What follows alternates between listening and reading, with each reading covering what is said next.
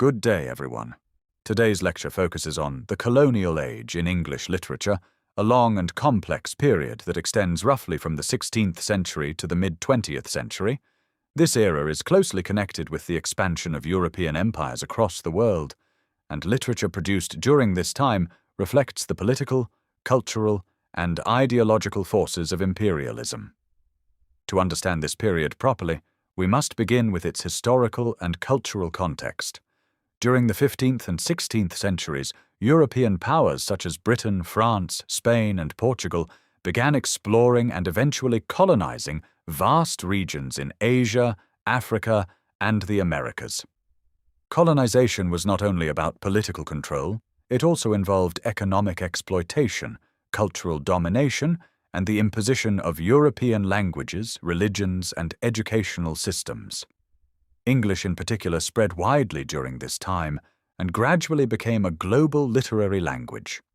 As a result, literature written in English started to represent not only Britain, but also its colonies. Now, let us examine the phases of colonial literature, because this literature did not develop in a uniform way.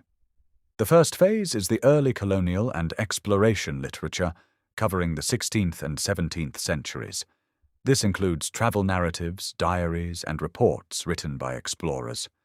These texts often describe foreign lands as strange, exotic, and unfamiliar. The tone is curious but frequently biased, presenting non-European cultures as inferior or mysterious. The second phase is the expansion and imperial confidence of the 18th and 19th centuries. During this period, colonialism became more organized and justified. Literature began to promote the idea of a civilizing mission. Europeans were presented as superior, while colonized people were often depicted as backward. Novels and poetry of this time frequently supported imperial ideology. The third phase is the late colonial period in the early 20th century. Here, a shift begins. Writers start questioning imperialism. Literature becomes more critical and explores the psychological and moral consequences of empire. Next, we move to the major characteristics of colonial literature.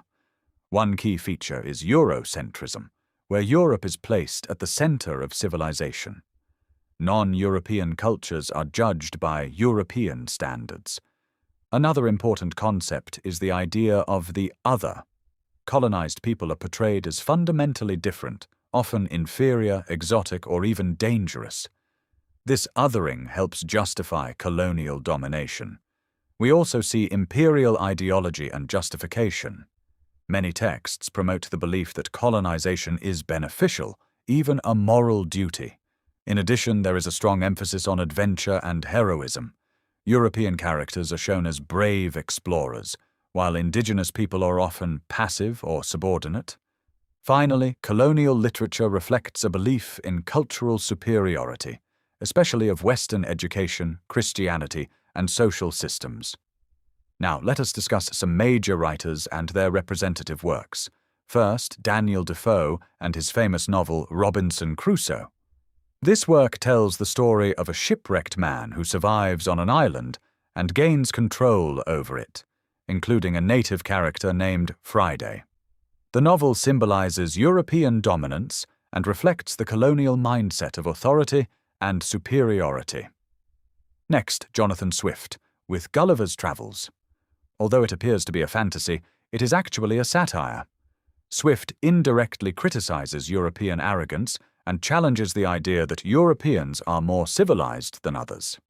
Then we have Rudyard Kipling, known for The White Man's Burden. This poem strongly supports imperialism and presents colonization as a moral responsibility.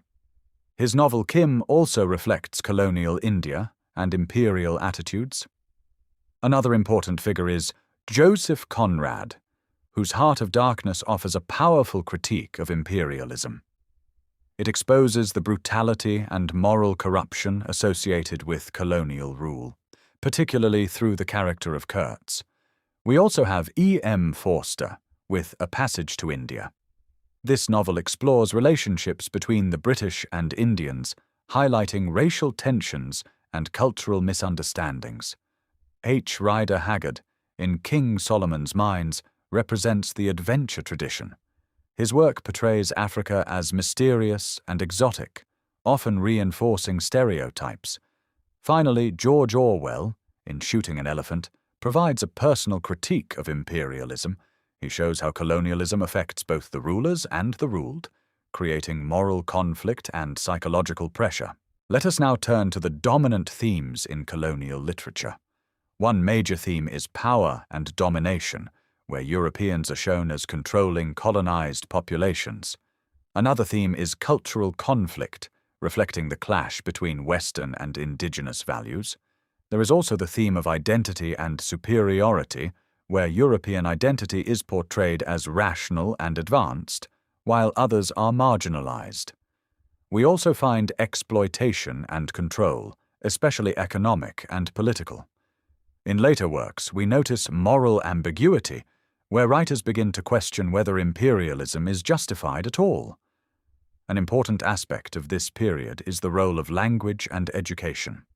The spread of English played a major role in shaping both colonial and post-colonial literature. Colonial education systems promoted English literature and Western ideas, often at the expense of local languages and traditions. However, this created a paradox. Later, writers from colonized societies used English as a tool to resist colonial ideology and express their own identities. In the 20th century, scholars began to critically examine colonial literature, leading to the development of post-colonial theory. A key thinker in this field is Edward Sajjad, whose concept of Orientalism explains how Western literature created a distorted image of the East to justify domination. Important ideas in this field include representation, cultural hegemony, and resistance.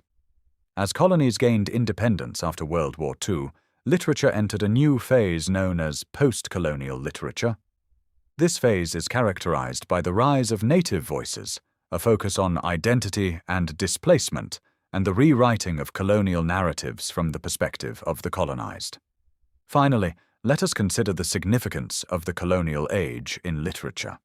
This period is important because it shows how literature can support political power, reflects the mindset of imperial societies, and provides a foundation for understanding modern global literature. It also helps us critically analyze issues such as race, identity, and power. To conclude, the colonial age in English literature is not just a literary period, but a reflection of a global historical process. Early works often support imperialism, while later texts challenge and expose its contradictions. Studying this period allows us to understand how literature evolves alongside history and how diverse voices emerge over time.